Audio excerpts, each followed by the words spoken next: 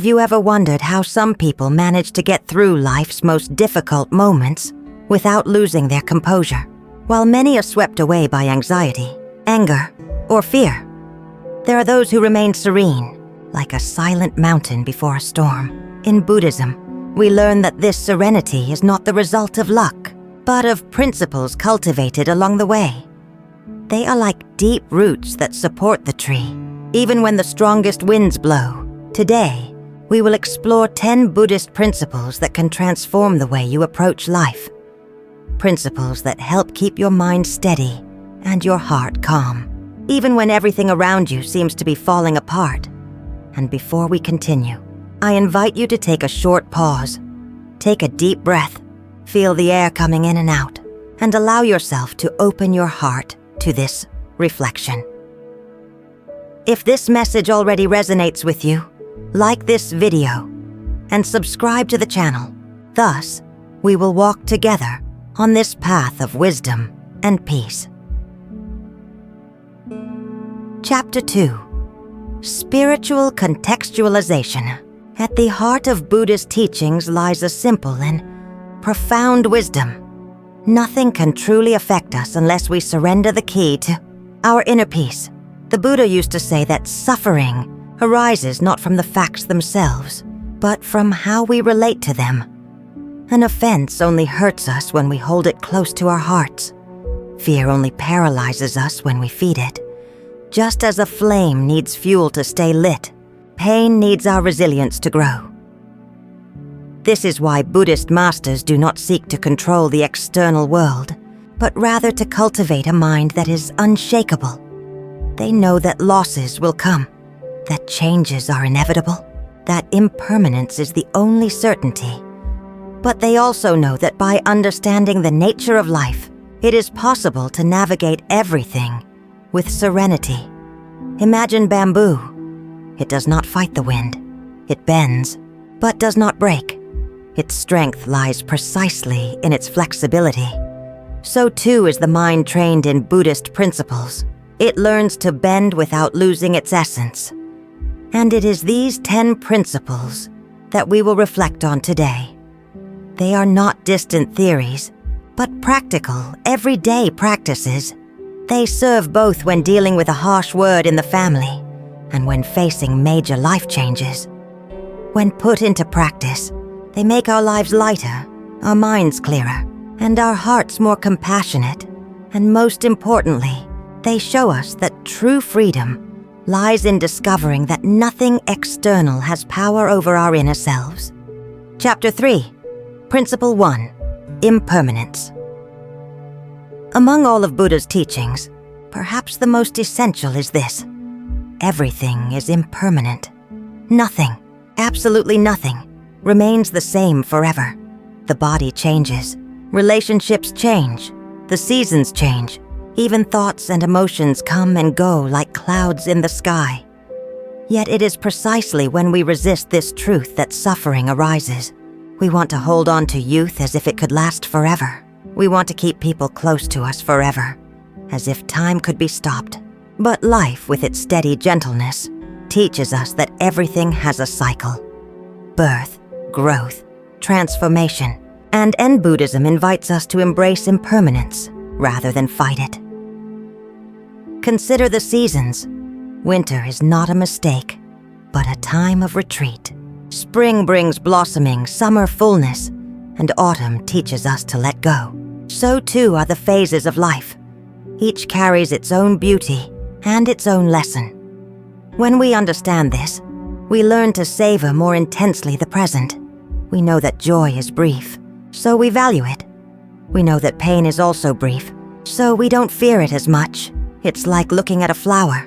We know it won't last forever, and for that very reason, its beauty becomes even more precious. By living with this awareness, nothing can completely shake us, because even the storm that seems eternal, sooner or later will give way to a new dawn. Chapter 4. Principle 2. The Power of Breath. Among all the tools Buddhism offers us, perhaps the simplest and yet the most powerful is this: the breath. It is always with us, from the first moment of life to our last breath. And yet, we spend most of our time unaware of it. But when we direct our attention to breathing, something sacred happens. The mind calms, the heart expands, and the body finds rest. Masters often say that the breath is like an anchor. When the waves of life push us in all directions, simply return to the air that comes and goes. Inhale deeply, feel your lungs fill. Exhale slowly, let go. In this movement, there is already healing. Try it now. Inhale for a count of 4. Hold gently for a moment, and exhale for a count of 6, releasing not only the air but also the tension it carries. Repeat this a few times. See how, in just a few seconds, everything seems lighter. Breathing reminds us that the present is always more bearable than thoughts about the past or fears about the future. As long as we are aware of our breathing, nothing can truly shake us. It's like the gentle wind that passes through the trees. It doesn't struggle, it just passes. Breathing also helps us get through difficult times without getting lost in the storm. Chapter 5, Principle 3, Detachment from Expectations. One of the greatest causes of suffering is this. We expect life to be different from what it is. We expect people to act as we would like. We expect results to arrive at the time we desire. We expect the path to always be smooth and without rocks. But Buddhism reminds us, attachment to expectations is the root of frustration. When we create a rigid ideal of what should happen, we close ourselves off to the beauty of what is actually happening. Think about how many times you have been disappointed, not because something was bad, but because it was different from what you had imagined. It's like expecting a red rose and receiving a white lily. Both are beautiful flowers, but the heart is saddened because it was attached to an idea. Detachment doesn't mean giving up dreaming or planning. It just means making room to accept that life can surprise us. When we let go of the need for control, we begin to realize that often what we receive is exactly what we needed, even if it wasn't what we expected, we wanted. Buddha taught us that. Suffering arises from desire, and the more we harbor rigid desires, the more we become trapped in cycles of pain. By letting go of expectations, we learn to live more lightly. We don't wait for others to recognize us to feel valuable. We don't wait for everything to go right so we can be at peace. We discover that peace arises within us, not from external circumstances, and then, even if life doesn't follow the script we wrote, we can still smile and move forward, knowing that each step brings the right lesson for the right moment. Chapter 6, Principle 4, Cultivating Compassion. Another essential principle of Buddhism is this: a compassionate heart is an unshakable heart. When we cultivate compassion, not only for others but also for ourselves, something profoundly changes. Hurtful words no longer hurt as much because we begin to see that those who attack us often speak from their own pain. It's like looking at an angry child. You don't feel anger toward them, but compassion for their inability to deal with their feelings. The Buddha himself taught this in a very simple parable. Once a man insulted him repeatedly, hoping to provoke his anger. The Buddha, however, remained calm. When his disciples asked why he hadn't responded, he said, "If someone offers you a gift and you don't accept it, whose gift does it belong to? So too are insults. They only become ours when we choose to receive them." Compassion acts as an invisible protection. When we look at others with kindness, we understand that everyone struggles with their own suffering at some level. This doesn't mean allowing abuse or injustice, but it does mean not letting the negativity of others become a prison within us. And this practice also begins with looking within. Being compassionate toward yourself means acknowledging your flaws, but without punishing yourself. It's learning that, like everyone else, You deserve patience and forgiveness. When the heart blossoms with compassion, nothing in the external world can take away our peace. It's like a lotus flower, even growing in the mud. It blooms clean and fragrant, offering beauty and gentleness to those who come near it. Chapter 7, Principle 5, Silence as Medicine. On our journey, we often believe we need to respond to everything. If someone criticizes us, we respond. If someone provokes us, we retaliate. If life challenges us, we argue with reality itself. But Buddhism reminds us of something simple and profound. Silence is a powerful medicine. Silence is not the absence of an answer, but the wisest response when words would only serve to fuel the fire. Just as you don't extinguish a flame by throwing more wood, you don't calm a situation by throwing more words. Think of the times when an argument escalated beyond its intended proportions. Almost always, it was because each word became another brick in the wall of anger. But when someone chooses silence, the cycle is broken. The masters teach that silence is not empty. It is full of presence. It contains peace. It contains listening. It contains wisdom. It is like the surface of a still lake. Only when the waters are still can we see the reflection of moon. In everyday life, practicing silence can be as simple as taking a deep breath before responding. It can be choosing not to engage in gossip, not to get lost in pointless arguments, not to give space to that which steals the energy of the heart. And this silence isn't just external. It's also inner silence, quieting our thoughts, not fighting every idea that arises, just observing. This is the silence that heals, that strengthens, that makes us unshakable. Thus, we discover that silence is not weakness, but strength. It's the wisdom of not allowing the noise of the world to become the noise within us. Chapter 8, Principle 6, The Wheel of Karma. At the heart of Buddhist teachings lies a silent law that governs life, the wheel of karma. Karma is not punishment, nor revenge. It is simply the natural reflection of our actions, thoughts, and words. Just as a seed planted in the earth bears fruit, so too does every gesture of ours return. Sooner or later, often when we are offended or wronged, we feel the urge to retaliate. We want to get even with life, or with those who have hurt us. But Buddhism reminds us, we don't need to carry this burden. The wheel of karma itself takes care of balancing what needs to be balanced. When we understand this, a great peace is born. There is no longer any need to waste energy on resentment, revenge, or resentment. We can move forward, trusting that the universe returns to each of us what it offers. Think of an echo in the mountains. Everything you shout returns. If you utter harsh words, they return in the form of harshness. If you utter softness, the echo is also soft. In everyday life, this teaches us that every small choice matters.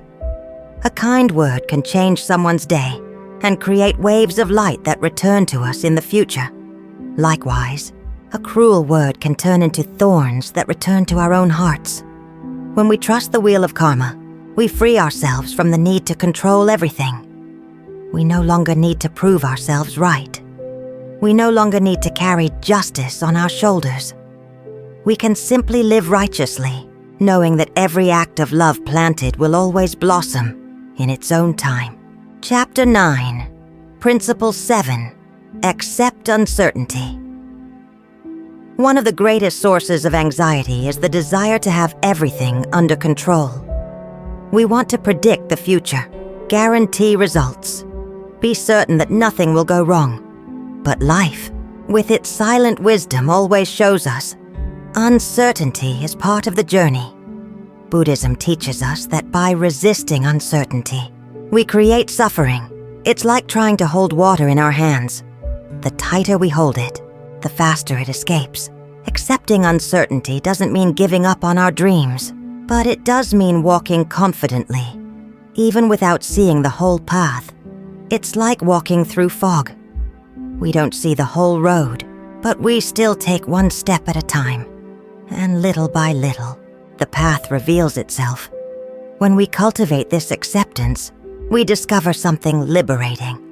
Life doesn't have to be under our control to be beautiful. There is a greater, invisible order that guides each experience to its rightful place. In everyday life, this might mean dealing with health diagnoses, family changes, or unexpected losses. Moments in where everything seems uncertain, but where the opportunity to grow in faith and serenity also lies hidden. Accepting uncertainty is trusting that even the unexpected curves in the road are part of the journey. It's resting in the flow of life, knowing that what needs to happen will happen in its own time.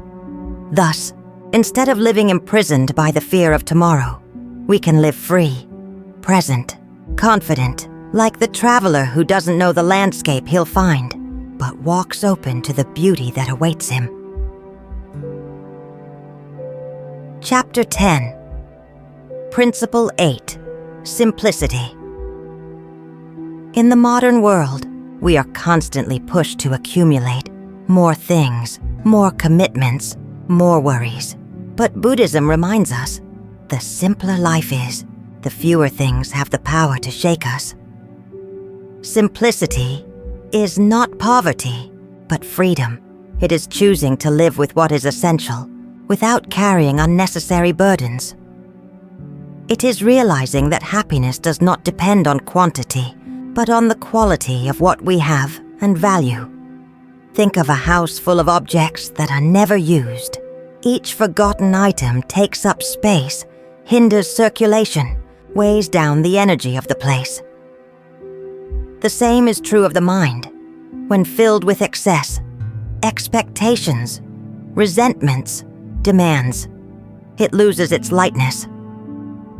The practice of simplicity invites us to make space. Space in the closets, space in the schedule, space in the heart, space to breathe, to live, to truly savor the moments. And when we do this, something precious happens. What is left is what truly matters. The cup of tea shared in silence, a sunset seen without haste, the smile of a grandchild or a dear friend. These little things, when seen attentively, reveal that life is already complete. And in simplicity, we discover that nothing external has as much power over us, because we no longer need much to be at peace. Chapter 11. Principle 9. The practice of meditation. Among all the teachings of Buddhism, there is one practice that has become the essence of the path to serenity. Meditation. Meditation is not about forcibly emptying the mind or pushing away thoughts. It is simply learning to observe what arises without letting yourself be carried away. It is like sitting by a river and watching the water flow. You don't try to hold back every drop. You just allow the flow to follow its course. Even a few minutes a day can transform the way we live. 5 minutes of inner silence can be worth more than hours of worry. Because in the space of meditation, the heart reconnects with itself. The masters say that the mind is like a lake. If agitated, we cannot see anything clearly. But when we let it rest, the water calms and the reflection of the moon appears. The same is true for us. It is in stillness that we see who we truly are. You don't need a distant temple to meditate. You can close your eyes in your own home, breathe gently, and turn inward. Gradually, anxiety diminishes, the body relaxes, and a gentle peace settles in. And when this practice becomes part of your routine, life takes on a new flavor. Problems continue to exist, but they no longer dominate us. Because we learn that the mind trained in meditation becomes like a mountain, firm, stable, unshaken by storms. Chapter 12. Principle 10. The Middle Way. The last principle we will reflect on today is one of the most profound in Buddhism, the middle way. The Buddha discovered that life is not sustained by extremes. neither by excessive pleasure, which generates dependence and emptiness, nor by rigid denial, which generates suffering and hardship. True peace lies in balance. The middle way is like the string of an instrument. If it is too loose, it produces no music. If it is too tight, it breaks. Harmony arises when we find the right tension, the point of balance. In daily life, this means learning moderation, neither working tirelessly nor living in idleness, neither spending without limits nor clinging to greed, neither getting lost in negative thoughts nor escaping reality with illusions. This principle is especially precious in the maturity of life, because we learn that excess wears us down and lack weakens us, but balance keeps us strong, serene, and present. The middle way, the middle path isn't just a spiritual idea. It's a compass for every decision. Ask yourself, am I going to the extreme, or am I cultivating balance? This reflection gradually makes us less vulnerable to what's happening outside. For those who live the middle path don't get lost in life's ups and downs. They remain stable, like a river that flows smoothly, neither dry nor overflowing. And in this balance, we find the key to true inner freedom. Chapter 13, Hidden Effects and Profound Impact. When we begin to put these principles into practice, transformation occurs not only in the visible, but also in the invisible. It's like planting seeds in the garden of the soul. At first, nothing seems to change, but quietly, life begins to blossom from within. One of the hidden effects is the emergence of a constant serenity. It doesn't mean we'll never face challenges again, but that they no longer shake us in the same way. It's like the deep sea. Even when the waves on the surface are choppy, deep down, the water remains calm and stable. Another effect is clarity. When the mind is no longer trapped in desires, anger, or fears, we begin to see life through new eyes. Small joys gain intensity. Problems no longer seem like insurmountable monsters, and the heart finds space for gratitude. There is also a subtle transformation in relationships. Compassion, wise silence, and detachment from expectations make us more patient, lighter, and more loving, and effortlessly. This inner change is reflected in others. Our peace begins to spread to those around us. The greatest effect of all, however, is this. We discover that true strength comes not from without, but from within. Life can bring losses, changes, uncertainties, but nothing can break the spirit of those who have learned to walk in peace. And this peace is not passive. It is alive, profound, transformative. It gives us the courage to face each new day with the certainty that the storm always passes and the sun always returns. Chapter 14, Expanding the Theme. As we mature, we realize that life is not only about achievements, but also about learning. Each phase brings its challenges and its beauties. And it is precisely here that Buddhist principles become even more precious. They help us see meaning in each season of life. In our youth, we often chase goals and achievements, but over time, we learn that true wealth lies not in accumulating, but in knowing how to appreciate a sincere look, a calm conversation, a sunset seen without haste. All these become treasures when the heart is awakened. These teachings also illuminate the value of family and relationships. We won't always agree, nor will there always be perfect harmony. But compassion and wise silence show us that peace begins within us before spreading outward. Thus, the home can become a temple, not because it is free from conflict, but because it is cultivated with patience and love. Buddhism also reminds us that aging is not a loss, but transformation. The body may weaken, but the mind can strengthen. Wrinkles arrive, but so does wisdom. It's like autumn. The leaves fall, but the trunk becomes firmer, and beauty reveals itself in a new way, and ultimately, these principles lead us to something greater, the purpose of existence. We are not here to control everything, nor to avoid every pain. We are here to awaken, to learn to live in peace, to discover that true freedom does not depend on external circumstances, but on the serenity cultivated within the heart.